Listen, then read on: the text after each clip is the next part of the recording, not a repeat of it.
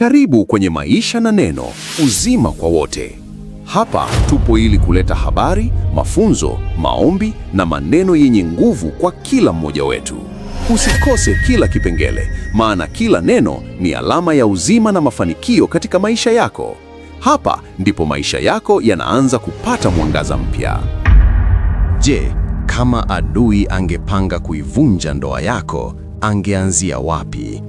Je, kuna eneo lolote ambalo halina ulinzi wa kiroho na kihisia?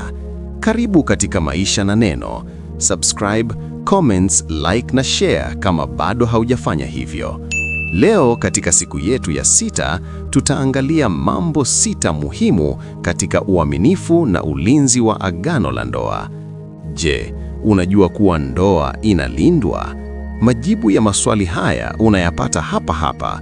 Baki hapo hapo kwa afya ya uchumba na ndoa yako. Mwanafunzi mwema, sasa tuanze darasa letu. 1. Uaminifu ni msingi wa usalama. Uaminifu si tu kutomsaliti kimwili, ni uwazi wa mawasiliano, uaminifu wa kifedha, uaminifu wa kihisia, uaminifu wa kidigitali. Biblia inasema katika Mithali 11 mstari wa 3, uadilifu wa wanyofu utawaongoza. Bila uadilifu, ndoa inakuwa na hofu ya ndani. 2. Usaliti huanza kivipi? Mara chache huanza ghafla. Huanzia mazungumzo ya siri, ukaribu wa kihisia nje ya ndoa, kumlalamikia mwenzi kwa mtu wa jinsia tofauti, urafiki usio na mipaka na watu wengine. Biblia inasema katika Wimbo Ulio Bora sura ya 2 mstari wa 15, tukamatie mbweha wadogo waharibuo mizabibu, si simba wakubwa bali mbweha wadogo. 3. Mipaka ni ulinzi, si ufungwa. Baadhi husema, usiniwekee mipaka, kwani wewe hauniamini.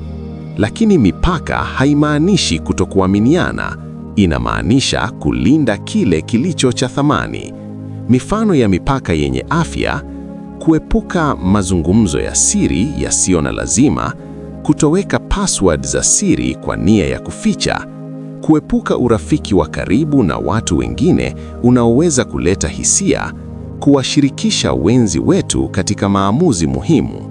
Biblia inasema katika Wakorintho 10 mstari wa 12, yeye ajidhaniaye kuwa amesimama, aangalie asianguke. 4. Ulinzi wa kihisia. Wakati mwingine usaliti huanzi kimwili, huanza kihisia.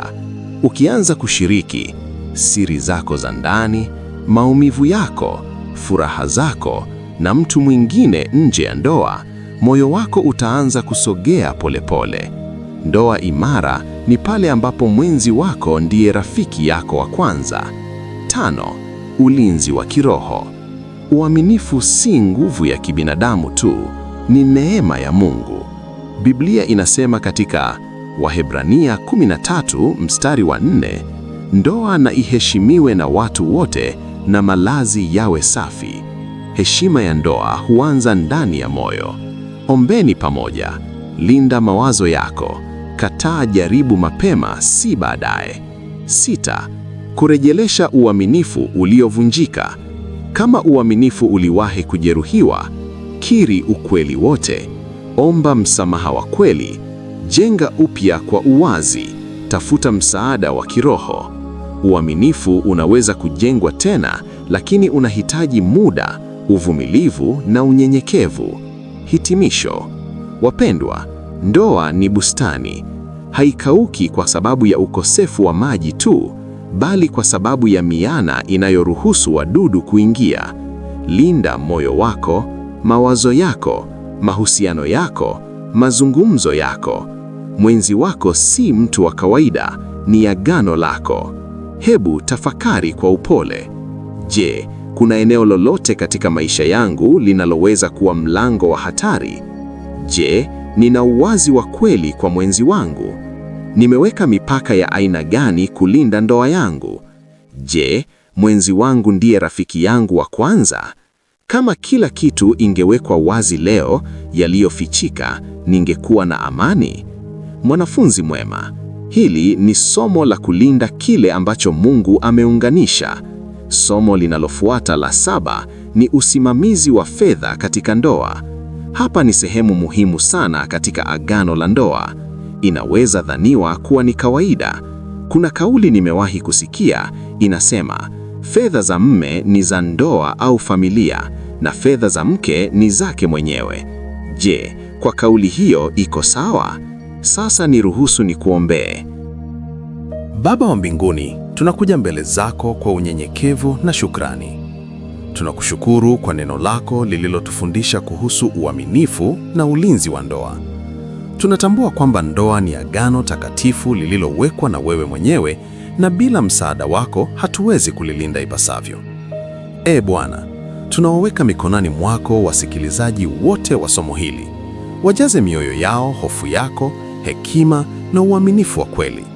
Wasaidie wanandoa kusimama imara katika agano lao, wakililinda mioyo yao, mawazo yao na matendo yao, ili ndoa zao zibaki safi mbele zako. Kama ilivyoandikwa katika Waebrania 13 mstari wa 4 kwamba ndoa na iheshimiwe na watu wote na malazi yawe safi, tunaomba ulinde ndoa zao dhidi ya kila jaribu, ushawishi mbaya na kila kitu kinachoweza kuvunja uaminifu. Bwana, wape nguvu ya kushinda majaribu ya ulimwengu huu. Wape mioyo ya uaminifu, upendo wa kweli na heshima ya kudumu. Wasaidie kujenga mawasiliano ya wazi, kuheshimiana na kulinda agano lao kila siku. Kama neno lako linavyotufundisha katika Mithali 4 mstari wa 23 kwamba tuulinde moyo kuliko yote tuyalindayo, tunakuomba uwafundishe kulinda mioyo yao ili wasipoteze thamani ya agano walilofanya mbele zako. Mungu mwenye rehema, jaza familia zao amani, uaminifu na upendo wa kudumu. Fanya ndoa zao ziwe mfano mwema kwa wengine na uwasaidie kuwa mashahidi wa uaminifu katika kizazi hiki. Tunawaweka mikononi mwako tukiamini kwamba utawalinda, utawaongoza na utawabariki. Katika jina la Yesu Kristo tunaomba na kuamini. Amina. Subscribe, comments, like and share ili kuendelea kupata maarifa haya katika maisha na neno. Hapa. Kwa heri.